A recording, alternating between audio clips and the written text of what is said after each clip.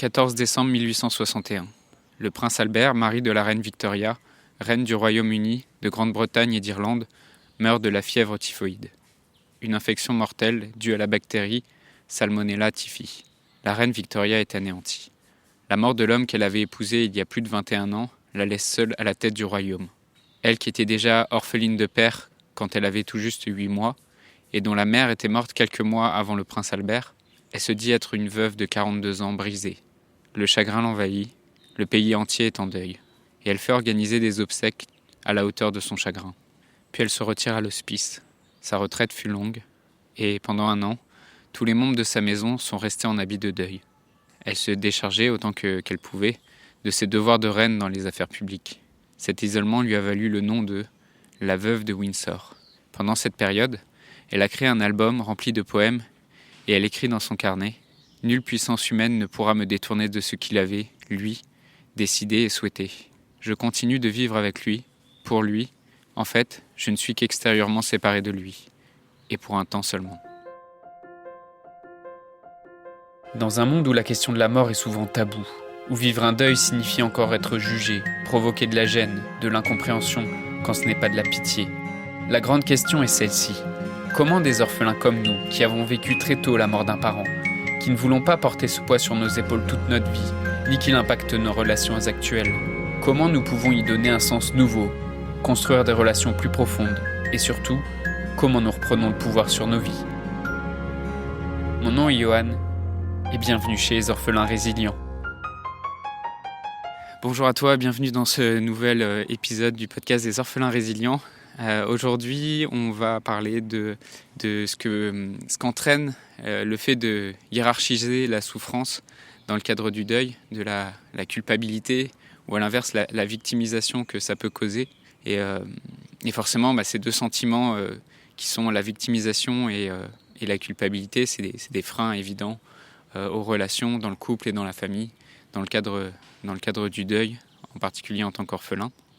Et quand j'ai parlé à plusieurs personnes de ma volonté d'aider les orphelins, les premières réactions que j'ai entendues, en fait, c'était tout de suite de songer, de penser que orphelin, ça voulait dire orphelin d'Afrique ou orphelin dans des pays en guerre. Et on a tout de suite pensé que en fait, je faisais plutôt quelque chose du domaine de l'ONG caritative pour aller aider des orphelins en guerre. Et souvent, c'est l'image qu'on a des orphelins parce que ce terme il est surtout rattaché justement à cette action caritative. Les orphelins, c'est pas que des enfants. Les orphelins, ils viennent pas que du tiers-monde ou de pays en guerre. On ne doit pas oublier que ce malheur-là, ce fait d'être orphelin, c'est quelque chose qui peut toucher tout le monde, y compris dans les sociétés riches et puissantes, et que la douleur ne connaît pas de hiérarchie. Et on peut être, comme je te l'ai raconté en préambule, reine d'Angleterre, riche et puissante, et souffrir profondément de la mort d'un proche. Donc peu importe ton niveau, peu importe ton évolution dans la vie, et que tu sois quelqu'un de très riche ou de très pauvre, en fait, tu seras toujours confronté à des épreuves et des souffrances, et aussi à autant de joie, de plaisir et de moments de vie merveilleux. J'ai vraiment pris conscience qu'il y avait un système de comparaison de la douleur et qu'on avait un peu, je dirais pas naturellement, mais il y avait une habitude à essayer de comparer la douleur, et en particulier dans le cadre du deuil. Et on entend souvent des comparaisons du genre oui, mais alors le deuil d'un parent par rapport à celui d'un enfant, c'est plus ou moins douloureux. Le deuil d'un mari ou le deuil d'un enfant, un deuil périnatal. Et on essaye comme ça de hiérarchiser la douleur, de classer des douleurs qui seraient plus difficiles à supporter que d'autres. Ou on peut comparer aussi, des fois on entend des comparaisons entre des enfants orphelins, des enfants divorcés.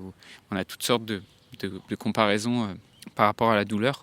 Et c'est vrai que c'est une façon en fait de voir le monde dans lequel j'ai grandi. Le fait de comparer les douleurs, de comparer les souffrances et les épreuves de vie, et de comparer aussi moi, mes souffrances, celles que je traversais, et d'essayer de les comparer avec celles que je pouvais voir chez les autres. Dans certains cas, c'est quelque chose qui me rendait plus malheureux que la moyenne, parce qu'en comparant comme ça, je me victimisais, et c'est le plus souvent ce qui m'arrivait en tant qu'orphelin. Et dans d'autres cas, en fait, c'est le contraire, c'est-à-dire que je culpabilisais d'être malheureux parce que je voyais qu'il y avait des gens qui vivaient des malheurs qu'on jugeait plus grands.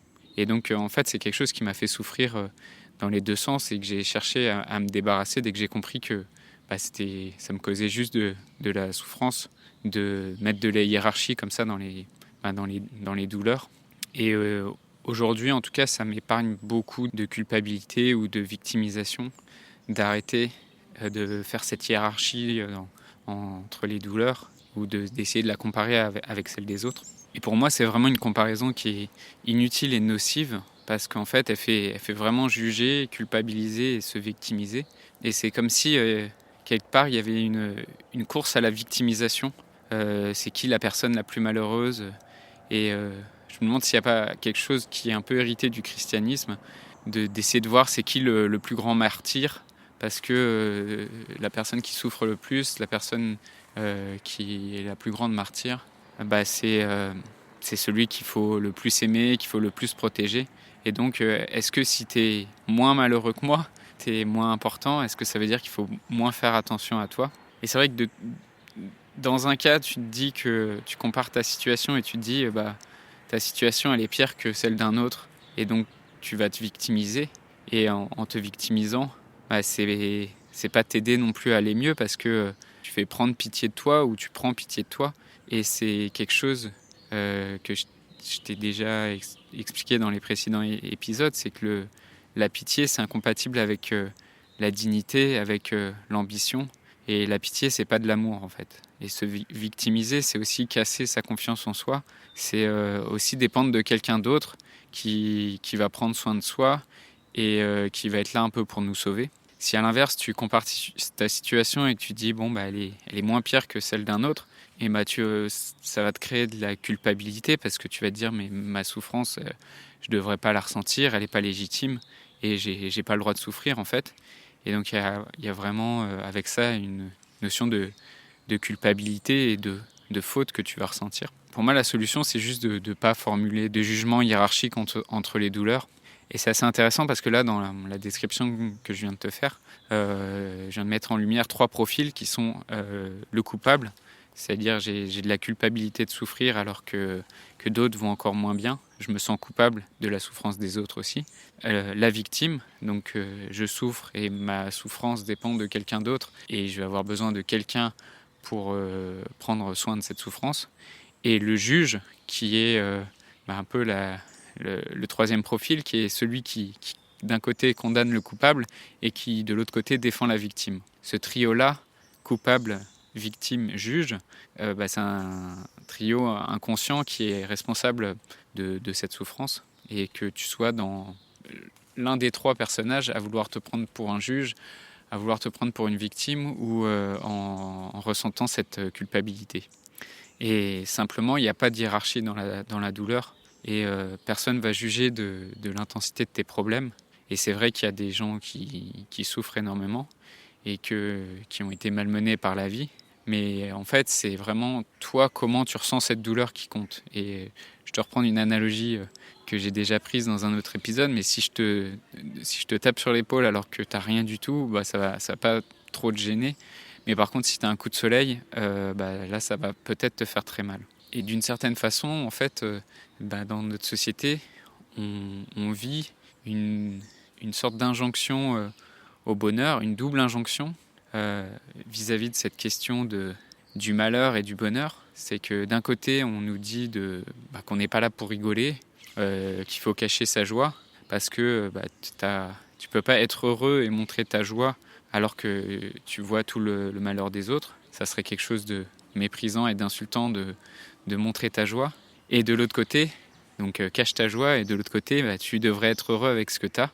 Et il y a des gens qui vivent bien pire que toi. Donc d'un côté, on te dit de ne pas montrer ta joie, et de l'autre, on te dit tu devrais être heureux. Donc c'est même pas montre ta joie, c'est juste contente-toi de ce que tu as et sois heureux avec ce que tu as. Et on voit bien que cette double injonction, elle est paradoxale et contradictoire. Et que, évidemment, c'est vivre sous cette double injonction, ça peut pas te conduire à une vie apaisée. Et pour peu qu'inconsciemment t'adhères ou dans ton éducation, tu aies vécu ça, qu'il fallait que tu caches ta joie ou que on n'était pas là pour rigoler et que la vie c'était pas une partie de plaisir et que de l'autre côté il fallait bien que tu sois heureux quand même avec ce que tu as parce qu'il y en avait d'autres qui souffraient. Et dans les deux cas, si tu adhères inconsciemment à une de ces deux injonctions qui s'opposent vraiment, ça te crée beaucoup de souffrance. Et pour revenir à la hiérarchisation de la souffrance, c'est ce que nous apprennent les études sur la résilience de Boris Cyrulnik. Boris Cyrulnik, je t'en ai déjà parlé, c'est un psychologue qui a vraiment travaillé sur cette question de la résilience, donc de la capacité à rebondir après une épreuve de vie, et quels sont les critères ou les caractéristiques qui font qu'un enfant, après avoir vécu une épreuve, il va avoir une capacité à se relever ou si ça va être plus compliqué. Et donc, dans son travail sur la résilience, Boris Cyrulnik, il a montré qu'en fait, on ne pouvait pas faire un barème sur les traumatismes. Que, en fait, si lors de notre développement, on a été vulnérabilisé, ensuite, tout événement peut devenir traumatique. Et au contraire, si avant un événement, une épreuve de vie, on a été renforcé par un contexte familial aimant, par un contexte familial apaisé, on va être plus difficilement traumatisé. Donc en fait, ça reprend vraiment l'analogie que je te faisais tout à l'heure avec le coup de soleil, c'est-à-dire qu'un événement, que ce soit un deuil, donc la mort d'un parent, ou que ce soit un divorce, ne préjuge en rien la souffrance que la personne va vivre. C'est pas l'événement qui permet de savoir si la personne va souffrir ou va plus ou moins souffrir. C'est surtout, ou va avoir des capacités surtout à rebondir. C'est ça ce que nous dit la résilience. Mais c'est vraiment le contexte qu'elle a eu avant. C'est vraiment toute l'histoire qu'elle a eu avant. Est-ce qu'elle était dans un environnement plutôt rempli d'amour, d'affection, de tendresse, de bienveillance, ou est-ce qu'elle a grandi dans un contexte plus conflictuel.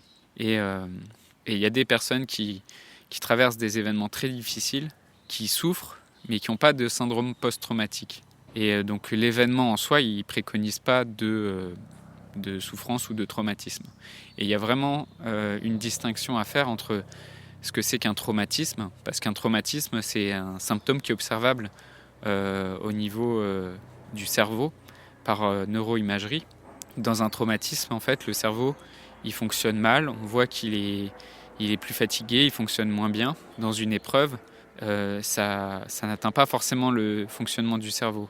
On peut être malheureux, on peut être triste, mais il n'y a pas d'impact sur le cerveau qui va durer et il n'y a pas un impact sur son fonctionnement dans lequel on va voir que le cerveau, il est éteint. Et donc c'est important de voir que même au niveau de la neuroimagerie, il n'y a pas de relation de cause à effet entre l'événement qu'on a vécu et les conséquences. Ça dépend vraiment de qui on était avant. Et on ne peut pas dire qu'une grande épreuve de vie va avoir des grosses conséquences psychologiques. C'est une supposition. Ça va vraiment dépendre du contexte, quoi. Donc c'est pour ça que c'est impossible de comparer les épreuves de vie, c'est impossible de hiérarchiser la douleur, de dire que parce que tu as vécu tel événement, alors tu vas forcément plus souffrir qu'une personne qui a vécu tel autre type d'événement. Pour moi, ça fait vraiment pas grand sens et ça, encore une fois, ça crée beaucoup de culpabilité ou de victimisation. Et je voudrais finir cet épisode en te citant Marc Aurèle, qui est un empereur et un philosophe romain, qui dit « Considérez les occasions où votre chagrin et votre colère vous ont causé plus de souffrance que les faits eux-mêmes. » Donc ça, c'est assez intéressant. Marc Aurèle, il est pas directement lié à cette philosophie qu'est le stoïcisme, mais on voit bien qu'il montre bien que des fois, ça va être les émotions et non l'événement eux-mêmes qui va créer des souffrances. Considérez les occasions où votre chagrin et votre colère vous ont causé plus de souffrance que les faits eux-mêmes. Et une autre citation de lui, « Si un élément externe vous fait souffrir, votre douleur n'est pas causée par cet élément comme tel, mais par votre propre jugement de cet élément et vous avez le pouvoir d'annuler celui-ci à tout moment. Donc, pour moi, c'est une citation qui est très puissante dans le sens de la résilience et dans le sens de... c'est vraiment la façon de percevoir l'événement qui va déterminer la souffrance que tu vas avoir face à cet événement. Et je pense que pour moi, c'était vraiment quelque chose de très important de faire cette clarification parce que c'est quelque chose qui, chez moi, a créé beaucoup de culpabilité et qui crée aussi beaucoup de culpabilité ou de comparaison à l'intérieur des familles, mais même quand on parle avec des amis et qu'on entend toutes sortes de hiérarchisation comme ça de la douleur. Et pour moi, ça fait pas beaucoup de sens et c'est même assez nocif. Donc, est-ce que toi, dans ton expérience aussi, dans ton expérience du deuil de ton père ou de ta mère ou de tes deux parents, est-ce que tu as vécu aussi, du regard des autres, une hiérarchisation de la douleur et de la souffrance ? Est-ce que toi aussi, c'est peut-être des fois une habitude ou une comparaison que tu fais de ta propre expérience avec celle des autres, où tu te dis, oui, soit je suis mieux loti, soit je suis moins bien loti, et peut-être tu vois pas encore que c'est pas l'expérience de vie en soi qui préconise la souffrance ou la douleur, mais c'est vraiment comment elle t'arrive et dans quelles conditions tu es quand elle t'arrive. Et en tout cas, ton témoignage est bienvenu sur le groupe Facebook des Orphelins Résilients. Je voudrais te remercier d'avoir écouté cet épisode et j'espère sincèrement que ce que je t'ai partagé aujourd'hui t'a aidé. Si ça t'a aidé, alors assure-toi de le partager avec quelqu'un d'autre qui en a besoin. J'ai créé récemment un groupe Facebook qui rassemble des orphelins ayant pour mission de partager leur expérience et de s'entraider. Ce groupe s'appelle Orphelins Résilients et l'accès est gratuit. Tu peux retrouver tous les détails pour rejoindre le groupe dans la description du podcast. Orphelins Résilients, c'est une communauté d'orphelins entreprenants, audacieux, ayant réellement envie de faire une différence dans leurs relations auprès de leurs proches et avoir une vie de couple inspirante. Dans ce groupe, tu retrouveras des interviews d'experts et d'artistes, des questions-réponses, des lives et des méditations, et surtout un groupe d'orphelins motivés, courageux et bienveillants. Donc je t'invite à rejoindre le groupe dès maintenant, c'est l'endroit dans lequel je partage le plus de contenu en ce moment. Le podcast Orphelins Résilients, c'est un nouvel épisode tous les jours du lundi au vendredi à 8h. Merci encore pour ton écoute. Je te laisse découvrir le sujet du prochain épisode. À très vite. Demain, on parlera spécifiquement du sentiment de la solitude qui est présent chez tous les orphelins.